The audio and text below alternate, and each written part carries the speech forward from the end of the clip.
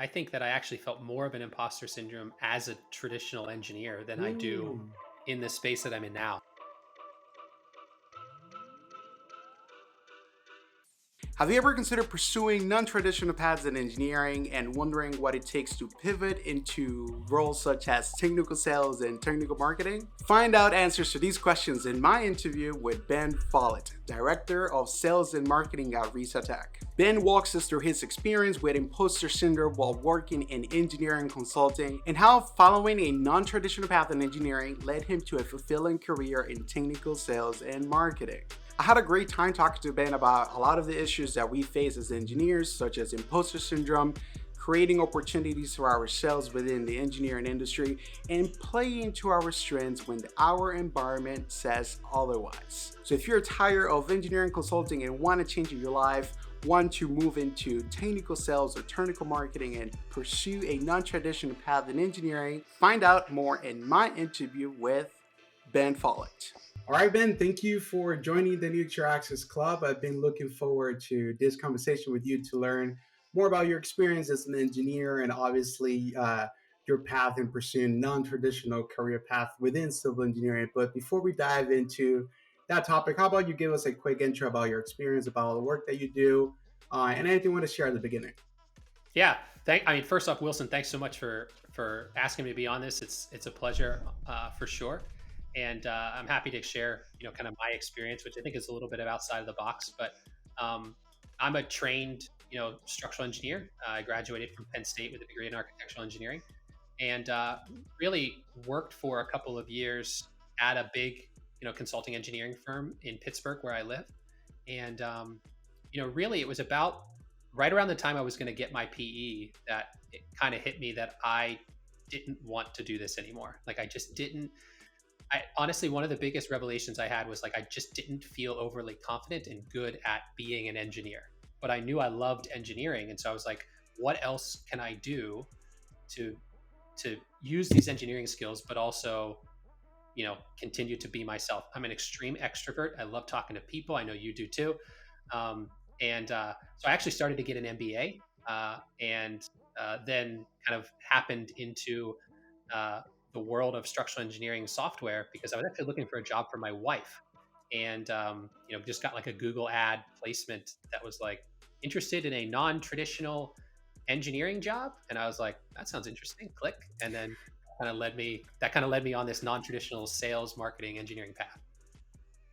Yeah, and it's so funny that you mentioned that how you just magically got to this area, not really looking for it or even knowing about it, because I can tell before joining recent moving to California, I did not know anything about what a non-traditional job was. I didn't think that with my engineering skills, I could eventually get a job outside of design consulting, because I was very in a very technical track. So I'm glad we're having this conversation right now about Yeah, pursuing absolutely. non-traditional paths, because it's even more common these days that engineers are pursuing these paths into technical sales, technical marketer, or even sales and marketing within the consulting field as well. So I'm curious though, besides obviously seeing the app that you saw, like, okay, this sounds interesting, what really triggered for you the change to say this is the path that I want to take? Because you were an engineer, you were trying a trained structural engineer with structural engineer experience.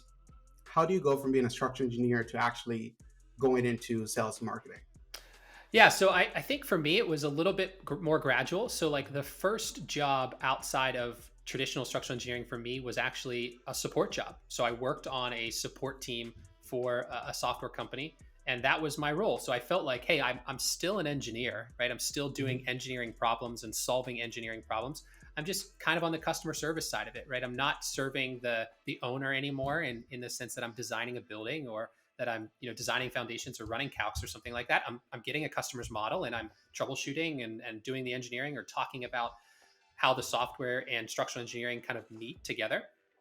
And that was kind of the beginning of that, and then that kind of transitioned into more okay, well, and I was working at a really small company where there were only three of us in the United States, and so at that point it was kind of I got to wear a bunch of hats, and so I was doing technical support, but also hey, if we need to do a demo for a presentation for a new company, there's only one engineer in the country that can give the presentation because there's only one working for us. So it had to be me. And so I had to kind of refine and start to understand, well, how do I talk differently to somebody as a salesperson from a prospect perspective, as opposed to someone from like a pure technical support perspective. And so then that just kind of, I started to kind of mold and realize that I really like that side of the work more than I liked the kind of supporting kind of the product side of the work. And so then I just kind of started to slowly transition more and more into the sales and the marketing aspect. I do say that, I was raised by a teacher. So my mom is a teacher. And so she really, I think, developed in me at a young age, just kind of some of those other skills, being able to write, she always would, have a paper and she'd be like, nope, not good enough. Nope, not good enough. Nope, not good enough. Right. And so because she was a teacher, she was an educator. And so Yeah. like, she didn't let me skate by on, just kind of the basics. And so I learned I think she taught me really well how to write really well and how to communicate really well. She's actually a speech teacher. And so like, I learned to communicate, I think, really well at a young age, and pair that with my extreme extrovertness, like that really kind of led me down that path. And so I really truly believe that I'm in the perfect kind of Venn diagram of like my personality plus my technical experience as a job, being the director of sales and marketing at RISA. And so, but really the biggest kind of trigger for me though was that I mentioned a little bit earlier, was that trigger of I didn't feel confident that I was good at what I was doing. And I don't like to fail. I don't think anybody does, but I really wanted to feel that like what I was doing wasn't just a job, that I was good at it, that I brought a lot of value, that I could make it into a career. And I saw and I looked and said, Ben, you're young, you have a wife, you have a home. Are you really going to be a consulting structural engineer when you're 35? Like, is that what you want to do 10 years from now? And I looked at that and I said, if I'm there, I'm going to be unhappy. And ultimately, I wanted a career more than I wanted a job. And at that time, consulting engineering just felt like a job. Just felt like I came out of school and that's what I had to do. And so, that was really the trigger to say, I have to find something. I have to find something else. I want it to be technical, but I have to find something else. Yeah, there's a lot to unpack over here, but I know, definitely. something I wanted to emphasize is that coming out of college, you only think that you had two paths for the most part, at least in my case and my friends. It's either construction or consulting. And when you are young and you're getting experience and everything, you don't really question whether what you're doing at that moment is actually something that you want to do or make a career out of, because you think, okay, I'm still learning. Maybe I don't get it. Maybe I'm not smart right now. Maybe I don't know all the ins and outs of the field, but with experience or with more time in the field, I'll probably get it. But sometimes that really doesn't happen, and it's wise of you to realize so early in your career that this is not for you, and it's totally okay. It still doesn't make you more or less of an engineer. It just, you won't have as much experience in consulting, but you decided instead to go ahead and play to your strengths, which is your being an extrovert, speaking out to people and reaching out to people, and helping engineers instead, because that's another way of serving the industry itself. So I'm glad that you pursue that, because I also did the same thing. Yeah, for Both sure. of us ended up at this point of our careers where purely by luck we learn about that advertisement that says, "Are you interested in a non-traditional job?" I was like, okay, this sounds interesting, but. So you mentioned you started an MBA. You did not, I guess, do you finish or? I didn't know. I did Okay. about a semester and a half, and then I ended up switching jobs. So I didn't need to finish at that point. So no. Right. That makes sense. So at that point, how do you, obviously when you did the transition and you were interested in that non-traditional job, what kind of skills do you leverage besides obviously being good at speaking and whatnot? Was there any types of skills you developed in consulting, and then eventually going into sales and marketing, given the fact that you actually did not go to school for sales or marketing? Sure. Yeah. And I say that often, right? Like I'm not a trained sales or marketer. I'm just kind of learning on the fly. And I think that's, one of the biggest things is that, you know, we need to always be learning. And so, Mhm. one of the things I learned pretty early on was that, and I say this to my team all the time, like, I don't know what I don't know, right? Like, especially as I've kind of gotten into new fields and kind of new horizons in places that I am not over, not that I'm not comfortable in, but I just don't have the experience in, or like you said, the education in. I really had to rely on people that, had that experience in education. So like I had a great boss at my first company, outside of consulting engineering, who was an immensely talented marketer, an immensely talented, kind of visionary for like how we could do things and what we could do and the way we could get people excited about things. And so he taught me a ton about, that side of the business and flexing those muscles.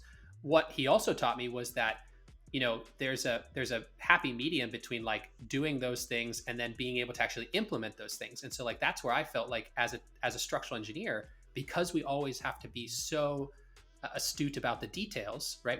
We're either we're drawing details or doing calculations, right? Like the numbers got to match, right? And Yeah. so taking his kind of like big picture stuff and then using my kind of very technical engineering, analytical brain, and kind of saying, okay, well, here's a big picture, but like, how do we put these steps in place, the process in place to be able to make sure we can execute those things? That was kind of the molding or the melding of those two things together, right? So like he showed me the way, he opened the door, but then he was like, hey, you got to do this as you as an engineer would need to do this, right? Because that's the beauty of the industry that I'm in, is that I'm talking to engineers every day, right? And they, for the most part, think like I do, right? They think like, now I may have a little bit more of a marketing twinge, but at the end of the day, they want to solve the analytical problem. They want to understand how it solves their pain point. They want to understand, and they value the experience that, that shared experience, that being able to say like, oh yeah, I've done that same thing. I've run into that same problem, right? I've understood that same thing. So, doing that, I did, start to read a decent amount of stuff about, especially when I got into sales and more into sales and marketing, like, what is interesting, what's in vogue from a marketing perspective, so I was following a lot of, kind of marketing blogs and sales blogs to see like, what are people talking about? Like, and always knowing that in an industry where we're not really selling a consumer good, right? Engineering services and engineering software is really not a consumer good. It's not something I just show up on LinkedIn or show up on Instagram and say, I want that. I want it now, right? That's like not an impulse buy. And so I always had to filter those things through the lens of, we're selling engineering software. And so like, how can I take this really cool thing that, one of the guys I love, his name's Seth Godin. I don't know if Oh, you've I ever heard love of him. Seth. I Yeah. was going to mention him if you Yeah, didn't. I love Seth too. Yeah. I do love Seth too. And I love him because Yeah. he just gives you little Yeah. tidbits, right? Like I love following Yeah. his blog because it's just little tidbits.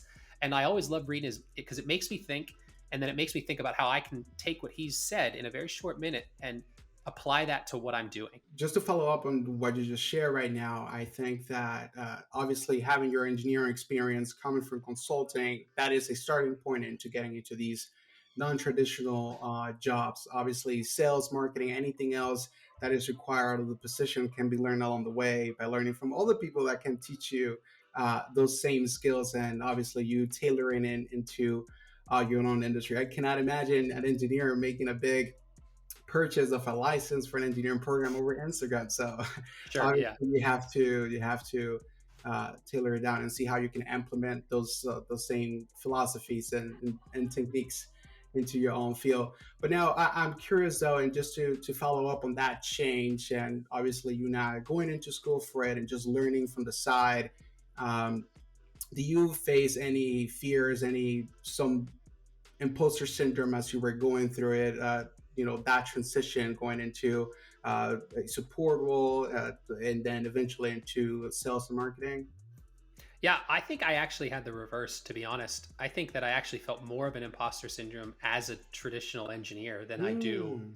in the space that I'm in now, because I truly believe that I was built to do what I'm doing, right? Like, my dad always told me, I remember when struggling through my college, my initial courses in college, I was like, I don't want to be an engineer anymore. It's too hard. I'm failing calculus 1 or something like that, right? And my dad's like, Ben, if you get a business degree, they'll never let you practice engineering. But if you get an engineering degree, you can always do other things, right? But if you don't have that technical, whether it's chemistry or whatever, you don't have that technical experience, you can never be that, right? Like you can never talk that language, right?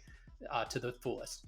And so, I think I was more of an imposter as a traditional engineer just because I just didn't feel good at it. And I didn't feel like I was using my full capabilities or my full gifting set and soft skills that I was born with. And so from that perspective, transitioning to the role, I think now, you know, I feel a little bit more of that imposter syndrome, a tiny bit as I've kind of gotten higher into a management role, right? Where, I haven't managed a sales team before. I haven't managed a marketing team before. I haven't done budgets before and put together like what we're going to do in a given year, right? That's all new to me. I'm excited to learn. Again, I don't know what I don't know, and I'm excited to learn from people who, have been there before me. But, I think that, we're conditioned to, I'm at least conditioned to, want to work as hard as I can to try to succeed. And I think that that's really very engineer of us, right? Like we see a problem, we want to attack it, we want to figure it out, right? Just like on support, we want to solve the problem for that person so we get that gratification and they can get their job done. And so from that perspective, I think that, you know, looking to, take on the next thing is a natural maturation of, hey, I don't want to just hang out in my career, right? I want to do more, right? I want to impart more wisdom, or I want to help the next generation, because now I get the opportunity to shepherd and kind of assist younger engineers that are a little bit younger than me that are making that same transition that I made, right? They're coming out of consulting engineering and are coming into a sales role for the first time and making that transition. I can help them because I'm one step further on the path than they are, right? And that's all it takes to lead, right? You just have to be one step further on the path, to lead somebody in a direction. So, yeah, I mean, for me, it's just it's more just exciting than anything else, right? Than feeling like I don't fit or feeling, um, and I think that's my big encouragement when I talk to students a lot is that I meet some students at conferences and stuff like that, and they ask me like, what do I have to do to get a job? And do the basic stuff. Got to learn some software. Got to know how to do the calcs and stuff like that. But ultimately, it's just hey, you can do whatever you want, right? Like there's a lot of opportunity, things that I didn't know a decade ago. There are a lot of opportunities in structural engineering, civil engineering that have nothing to do with being a consulting engineer, right? You can do a ton of different things. It's not just sales, it's not just marketing, it's not just consulting. You can do anything you want, right?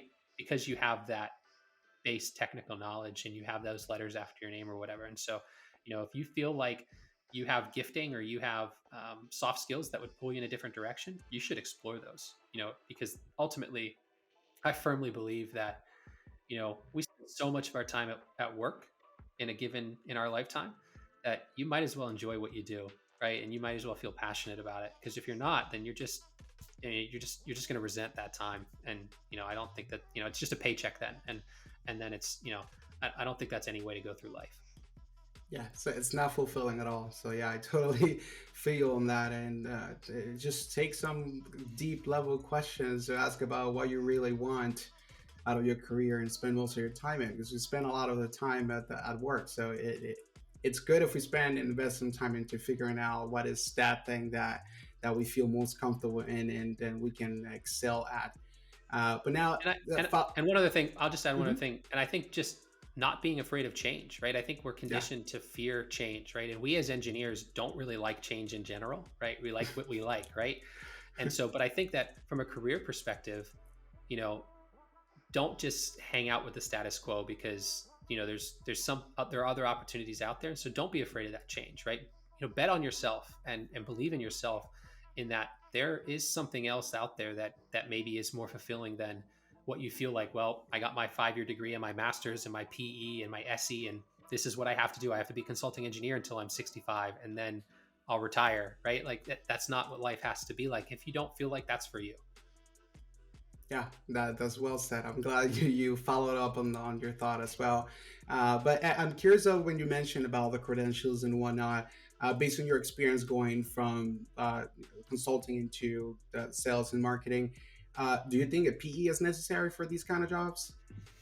I do actually. I think Okay. that because I think that level of certification gives you a little bit more of a credence, and you walk into a room, and Hmm. it may not be um, it may not be a requirement for every conversation, but I think that there are big engineering companies that only hire people with master's degrees or only hire people with Yeah. SEs. something like that, that if you walked into there trying to sell software and saying that you were a subject matter expert on that software and you didn't have letters after your name, I think that there are engineers that would look at you differently, and would Yeah. not be, because you don't have that experience, because you didn't take that test, because you didn't, check that box off, right? So I think, yeah, I think for the most part, and that's one of the requirements generally that we look for when we're hiring that those technical people, right? I mean, I think we have salespeople that don't have the technical acumen, and they do a great job. But when we're talking about demoing the software and supporting the software and stuff like that, then yeah, I think that the letters are important. Yeah, for sure. Yeah, I totally get that.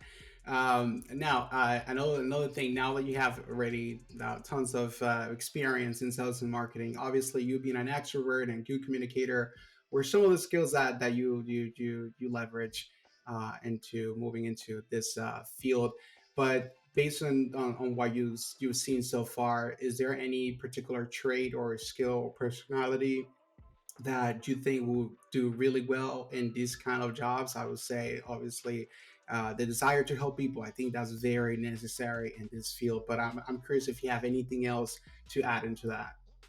Yeah, one of the things that I look for, and I think it's something that I gravitate towards, is a personality trait for anybody that works for me, and just people in general that I meet with and that I just are friends with, right? It's just, I think empathy is huge, right? Like, you have to be able to empathize with what people are dealing with, right? I mean, that really close to that, like, desire to help, but whether you're trying to sell or support or whatever, you have to be able to empathize where with people at and kind of meet them where they're at. So I think that that's super important. I think that there's a level of attention to detail, obviously, and that's very engineering. So I think that most engineers have that. But also, I've learned that attention to detail is different than being kind of having this very kind of complex or next level understanding of kind of time management, right? Because I think that when you're in an engineering job, you're always looking, you got the deadline and the next deadline and the next step. So like your time steps are set for you in a lot of ways, right?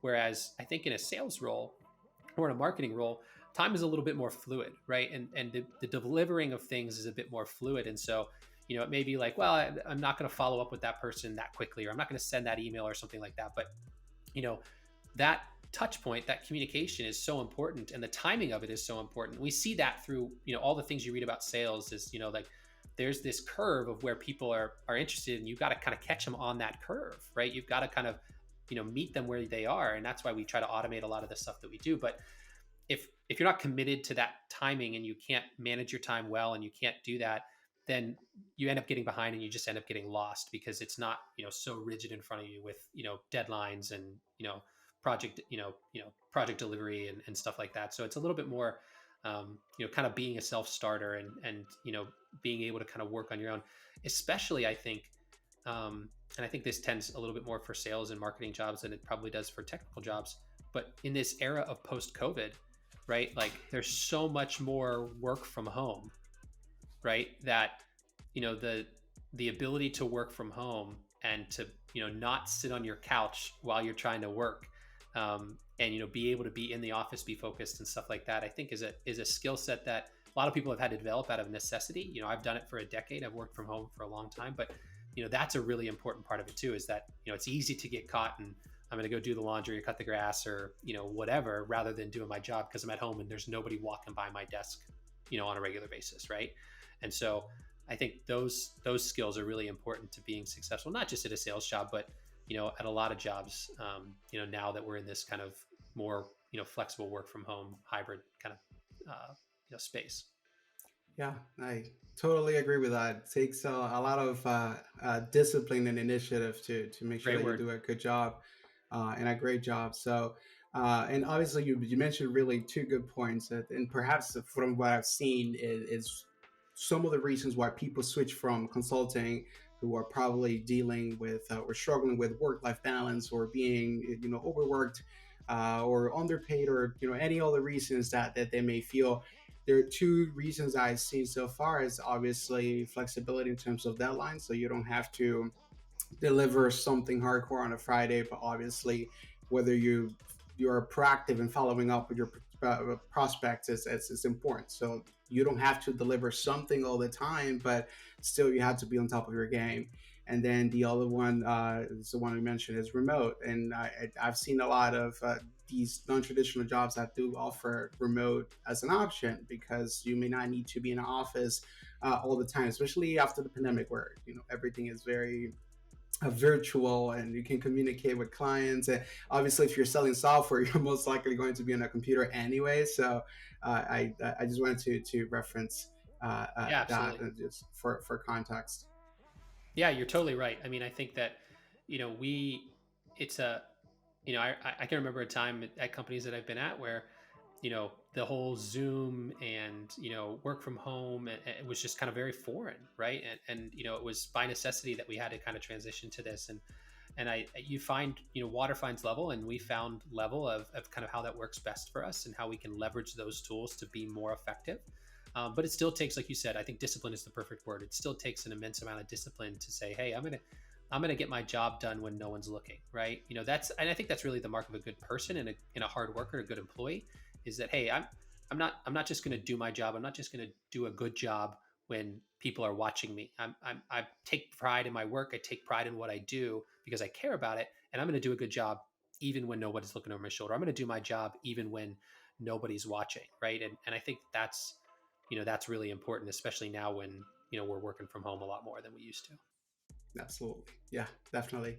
Now, do you have, let's say, for an engineer who is watching this video, thinking about actually pursuing that path of a non-traditional role in engineering? Do you have any resources, any books, any podcasts that they can listen to give them more context about the field, or actually learn the skills that are necessary to fully transition into these kind of roles? Yeah, I mean, I think that a lot of what I do is, I've just started to kind of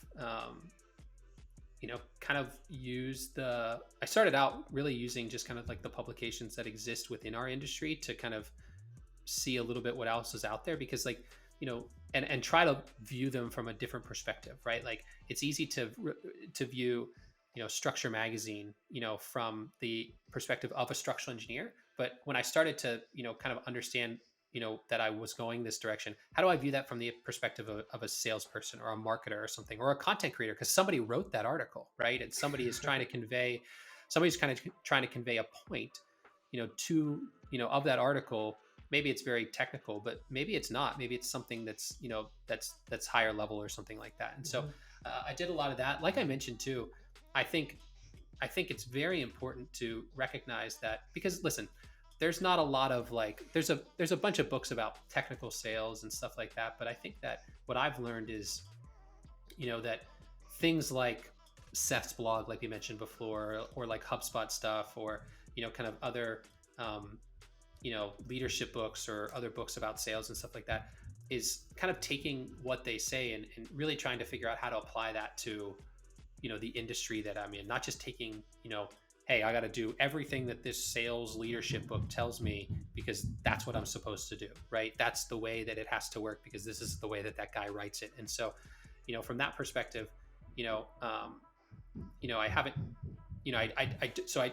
I honestly consume content very much the way that I think people do nowadays, which is like the things I learn the most from are the short tidbits of things, right? Like Show form, yeah. not right, not the white papers, not the so that's why I love Seth's blog. That's why I love a lot of the HubSpot stuff. That's why I love a lot of the even some of the things I see on other social media channels or LinkedIn or something like that, is taking those pieces and saying, okay, well, how can I, if they're selling socks or something like that, how can I take what they're doing and apply that to what we can do for software, right? Or how can I take that and twist that to make it identifiable for an engineer, right? Because I know what an engineer wants, because I'm an engineer and I think like an engineer. So how can I make that respond to me? Or if I do respond to something, if I see something, I do this a lot with like YouTube. I see a YouTube video and you see those ads and you like, am I going to just click skip, or am I going to actually watch this like 2 or 3 minute ad? And so the ones that get me and that I watch a longer bout of time, I'm like, okay, what about that got me? Because if it got me from an engineering perspective, because I'm engaged on like, you know, I remember I used to watch one all the time about like clean water and stuff like that. And it's like, okay, what got me about that? It was the problem solving about it. And so it's like, okay, how do we create content that identifies, that speaks to the problem solving in all of us, in every engineer, right? How do we create that kind of content, not just about our software, but maybe about the industry in general, right? And become thought leaders. And so that's really what I try to look and identify with, because I think that that's the type of things that people are engaged with, because we're spending so much time online, because we're looking at websites, and we're learning so much. People learn more about our software through our website than they do when they talk to us, right? They already know all the, we always say this for support or sales, all the answers are, we've written them all down, right? We've taken the time to make videos or write it in help files or whatever. It's there. And a lot of people know the answers, but they just need that little bit of clarification, that a person that has the expert level experience can help them with. And so it's really just framing those kind of situations and that content and those arguments in a way that can meet those people where they're at. Yeah, totally. I totally agree with that. I lived that myself in the past year and a half, so I 100% agree. Now, any final call to action for young engineers who perhaps are starting their career, or like about the time where they take their PE, that you want to give or share? Yeah. I mean, a few things I would say is that, for one, get the PE, right? I mean, like that's, because I think that opens so many more doors for engineers, for young engineers. Get the licensing, get the PE, because then if you want to stay in consulting, you can do it. But there's a lot of doors that will open to, in other avenues and stuff like that. But and we talked about it a bit earlier, but like I just think, don't be afraid to change, right? Don't be afraid to take a step back. I've taken so many, and I'm sure you've taken these too.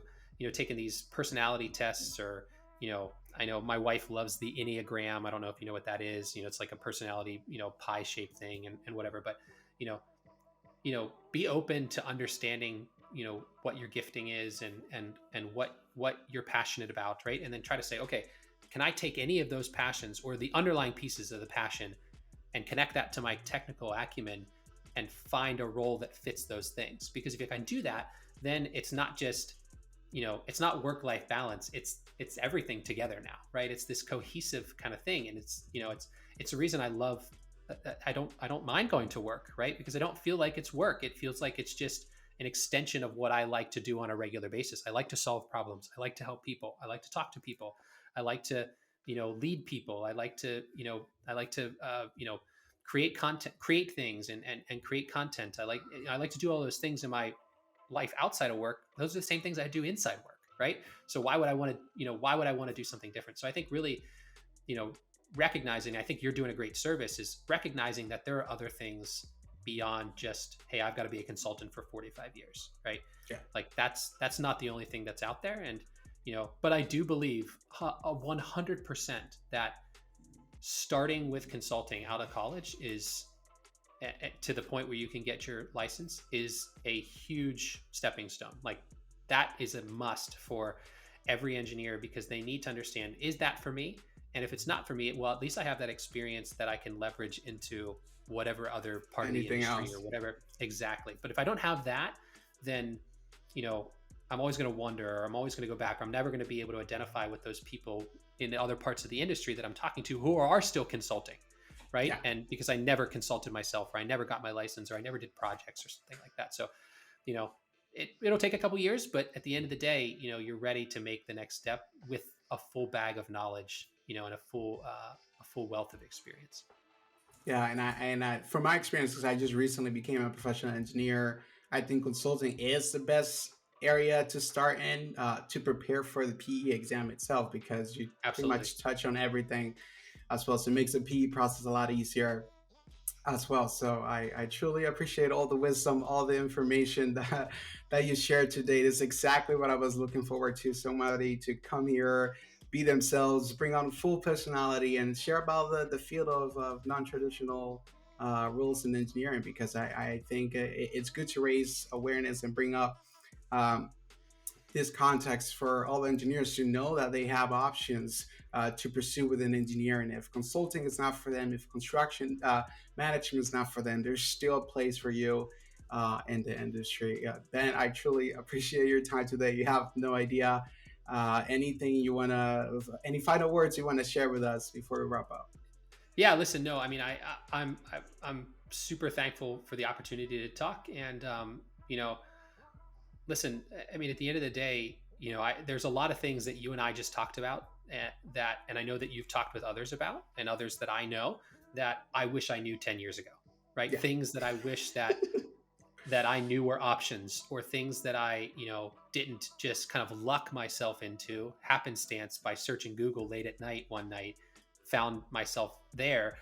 I wish I would have known these things, because that, and I think that ultimately, we as an industry need to do a better job from an education perspective of teaching engineers that these things exist, because you come out of college and it's like, you got to be a consulting engineer, you got to go to construction management. Those are the only two options, right? And it's like, well, no, those aren't the only two options, right? They are the main options, and that's where most people fit. But we're all different. We all love different things and have different experience, and we're created differently. And at the end of the day, those differences, although we all have this engineering thing that binds us all together, those differences allow us to excel in different places, right? They allow you to excel in a sales role and also excel in having a podcast, right? And they've allowed me to excel in sales and marketing. And so whatever those things are for students or for young engineers, I want them to be able to leverage those skills to be able to, find fulfillment in career and find fulfillment in life. By challenging the status quo, for sure.